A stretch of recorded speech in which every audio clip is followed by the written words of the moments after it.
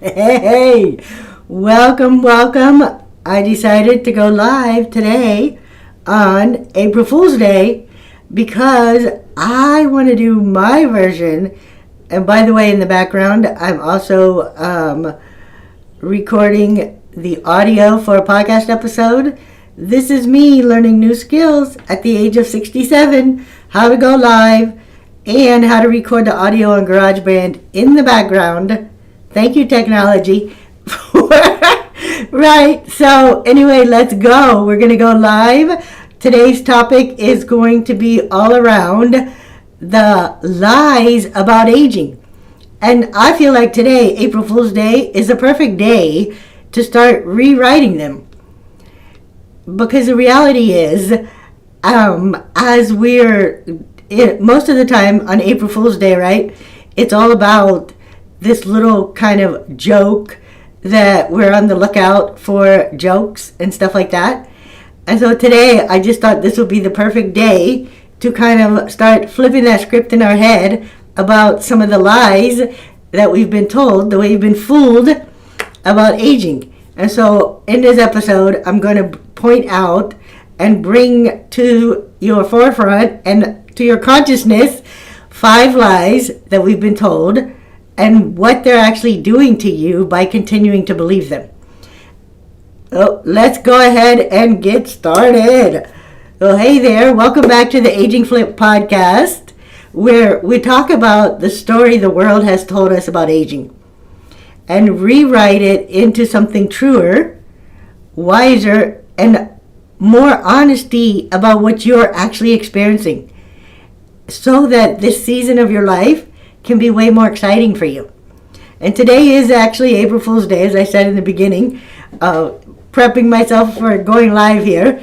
And traditionally, it's a day full of practical jokes and little pranks. But let's really pause a second and think about that. What if the biggest joke isn't the one that maybe your coworker played on you this morning, or your spouse played on you this morning, or your kids or grandkids, depending on who's hanging out with you in the morning? What if the real prank has been played on all of us? Specifically, those of us who are over the age of 50. And you're growing into your next chapter. And for some of you and the women that I work with, I focus on the women in their grandmotherhood years. Right? And so those of you that maybe you're just becoming a grandmother, or you're going to soon be a grandmother, or you hope to one day be a grandmother. And this can be an incredible part of your life experience. However, believing some of these outdated and downright false beliefs about what this season of life is supposed to be like can really impact. So today, impact that, how you experience this season, and how you experience your time with your grandkids even, or how you experience your time with your adult kids. And so today, I want to expose 5 lies and help you be able to rewrite them. And then I'm also going to give you some insight and a couple of stories behind how that's impacted my clients or myself in my life, and also some science, because there is scientific evidence around what happens if you continue to believe these beliefs and these lies. But before I do that, let me go over and check the live feed to find out what's actually happening. Okay, it's still going. It's still working. Comments. If you are watching live, go ahead and leave a comment. Say hi, wave, and let me know that you're here. And leave a little. Let me know something that you might want to know about, or tell me about one of your lies that you're believing about aging. All right, so let's go move on, and I'll keep checking the space over there. But the first lie that we have is that your best years are behind you. Who hasn't actually heard that one, right? Or believed that one? I know for the longest time I did. I lived into that belief that my best days were behind me. And also the number of women who, as I flew with, or passengers in conversations that I was having with passengers on board the airplane, how many times they said something along the lines of, I feel like I missed my window. I feel like it's too late for me. I feel like my best days are behind me.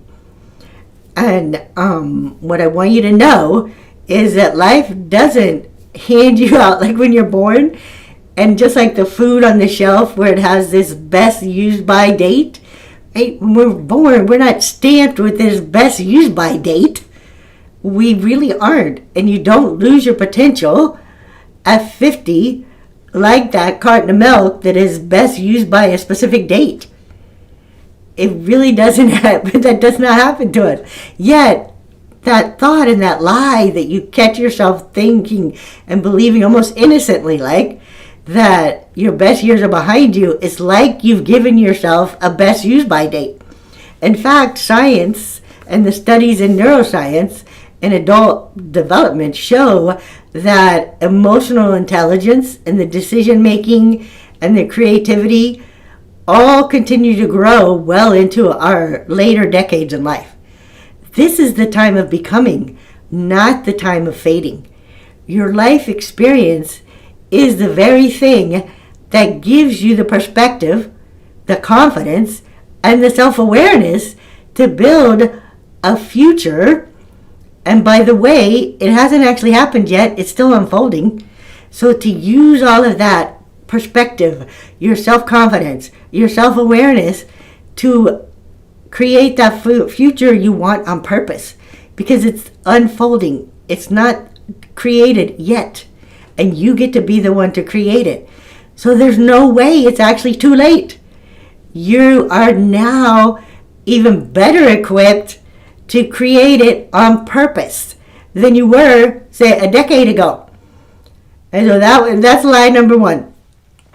And then lie number two is you are no longer desirable or relevant.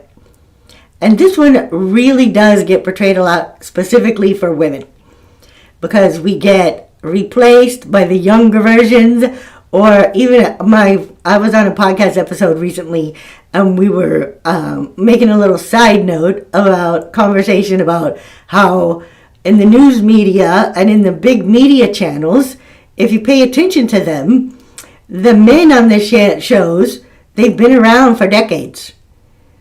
But the women have not. They seem to somehow get replaced by younger versions. Yet the men get to stay and hang out for decades. And it, on an unconscious level, whether or not you're even aware of it, as you're seeing that happen and your brain is taking that in, you're receiving that message of like, oh, I'm no longer desirable, or I'm no longer relevant, because you see these things and this happening right in front of you. And it's everywhere. And also, it's not really on accident. The anti-aging industry is worth over $6 billion. And it genuinely thrives on convincing women that youth equals value. Because if you believe that youth equals value, then you are going to be spending your hard-earned dollars on anything and everything that they push at you that is telling you it's going to help you remain youthful and look youthful. But let me tell you about one of my clients. She's in her 60s, and she has silver curls and the laugh lines, and she's quite magnetic, and she's confident that she's made everyone lean in when she talks. And it's just the aura that she has when she walks into a room. And I noticed it when I first met her at a networking event. And she's surrounded by these women in her 20s, years and younger, yet there are people that they're wanting to learn from her and grow from her and take in her experience. And it's because of the confidence that she has when she walks into this room. These younger women aren't even noticing the silver or the lines on her face. And as I've worked with her and we've had conversations and done coaching sessions, she's really become to learn more and more to lean into the laugh lines, because that has helped her to realize that, oh, this is because I've lived a lot. I've experienced a lot of joy. And then the silver curls in her hair. People nowadays, they're paying money to have that color put in their hair, right? So she started to embrace that. And so now she even has more radiance as she enters into this room. So the relevance doesn't come from being the youngest in the room. It comes from showing up fully present and fully yourself.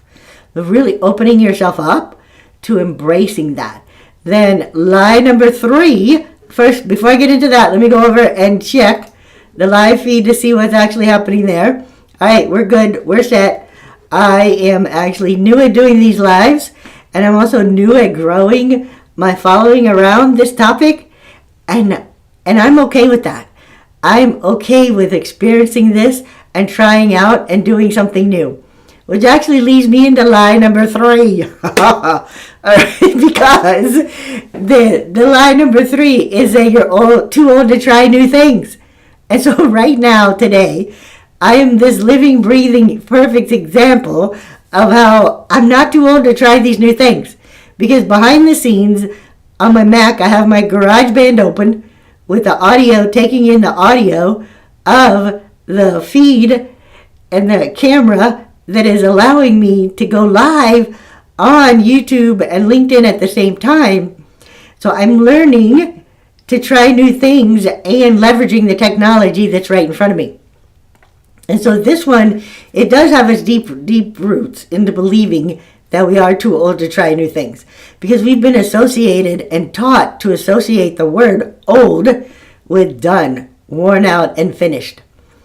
But old isn't a diagnosis. They don't have the word old in the medical diagnosis book. I'm not even sure what that's called right off the top of my head, right? But they don't have that word in there, as a doctor doesn't give you a diagnosis of old, and your insurance company does not give you any perks or benefits or coverage for old as your diagnosis, right? And so it's not a stop sign, and it's not a diagnosis. In fact, your brain's plasticity and your brain's ability to learn, change, and grow continues well into your 70s and beyond.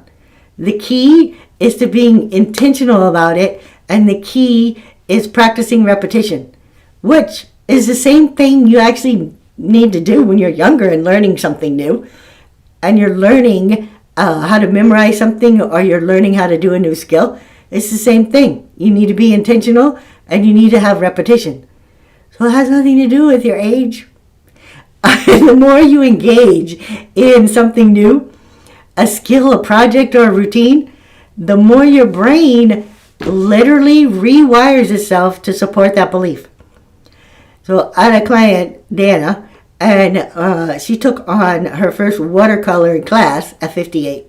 And she told me that I thought at first, like when she first came up with that idea, and we kind of were exploring what kind of things could she do. She first said, I thought it would be silly to be the age that she was, 58, and to go to watercoloring class. But now she loves painting every weekend, and she feels like she's awake again to her life. And she's noticing, because she's painting and learning about the colors and bringing them all together, she's also more awake to the colors and the brightness of her own life. So learning something new doesn't have to be just put in place for the younger. It doesn't actually make you younger. It actually helps you feel more alive. Then lie number 4, your health is inevitably declining.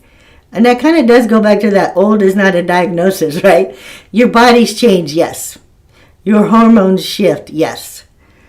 Energy, it can flex and go and wane. However, if you're actually honest, your energy flexed and go and waned and moved around in your 20s also, right? So your energy, really what I've noticed, and this is me, not a scientific thing, but using my own body, is when I fuel my body with, first of all, thoughts that help me feel capable and empowered, I have more energy.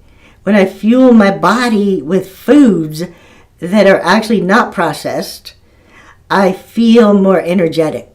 When I use my body and move it to, on purpose, gain strength and mobility and flexibility, I feel more energetic. So there are things that you can do, right? And so decline is not your destiny. It does not have to be your destiny. And there are enormous things that you can do to impact your vitality. And there's a whole section within the Aging Flip Flight Plan that we actually cover all of that. And we work on habits and processes and tools for you to put into place to do this on purpose. And they're all involved around strength training, balanced eating, walking, stress management. So there's many things that you can do. So the truth is, you can absolutely influence how you age. You can feel better, stronger, and clearer as you age. Then lie number 5 is you're a burden. This one doesn't always sound like a loud voice. It can sometimes be that little tiny, quiet, subtle, hidden behind the scenes voice. And it might show up in the form of thoughts like, I don't want to bother anyone. They have their own lives. I should be able to handle this myself. But that's a story. And it actually shrinks your presence. And it can start to lead you to feel like a burden. Because when you're thinking you don't want to bother anyone, then you start to feel like you're a burden. And when you feel like that they have their own lives and I shouldn't interrupt it, you start using should and you should on yourself, right? And it's really that you're feeling like a burden. And when you're feeling like a burden, you forget your value and you won't ask for help. So it's really that subtle little quiet voice in those things, and it really does shrink your presence. And the truth is, you're not a burden. You are the one who remembers the birthdays. You're the one who sends and checks in with people with the text messages, the phone calls. Oh, P.S., you might be the one that actually literally still picks up the phone and uses the phone and calls so someone can hear your voice, right? And you hold your family together and you show up and you love deeply and you listen carefully. Your presence matters more than you actually know. And so asking for support does not make you weak. It makes you wise. It makes you honoring yourself. And so I really want to encourage you to practice that and notice that. So that's it. We're coming in for a landing in my flight attendant terms, right? And so on a day that is actually designated for jokes, I just wanted to take a moment to acknowledge that the real trick that's been played on those of us that are in our 50s, 60s, and 70s, and let's start flipping that script on purpose. Because you get to believe something, anything you want, something better now. You get to you get to rewire your brain, you get to rewire your habits, and you get to rewire your story. One choice, one thought, and one breath at a time. And that's just a great idea, right? And it's also neuroscience. You have the power to teach your brain new truths. You have the power to choose new beliefs.